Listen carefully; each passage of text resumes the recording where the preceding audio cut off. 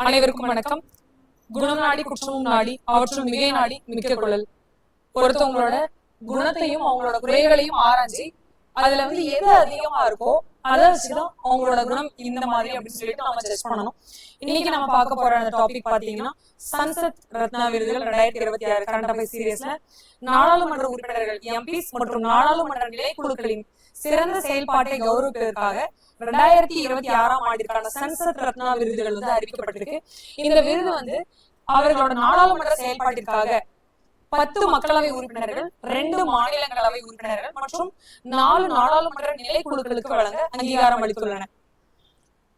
அதுலயும் இந்த முக்கிய விருது பெற்றவர்கள் யாருன்னு பாத்தீங்கன்னா ஸ்மிதா உதய்வாக், மேதா குல்கர்னி, ஜெகதாம்பிகா பால் மற்றும் நிஷிகாந்த் துபே ஆகியோர் அடங்குவர்.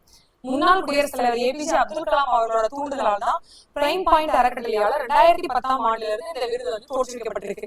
விவாதங்கள், கேள்விகள், வருகை பதிவு, குழு பங்கேற்பு மற்றும் தனிநபர் மசோதாக்கள் போன்ற அதிகாரப்பூர்வ நாடாளுமன்ற தரவுகளின் அடிப்படையில் இந்த விருதுகள் வழங்கப்பட்டு வந்துட்டு இருக்கு. சோ இந்த வீடியோ உங்களுக்கு யூஸ்ஃபுல்லா இருந்திருக்கும்னு நினைக்கிறேன். தேங்க்ஸ் ஃபார் வாட்சிங்.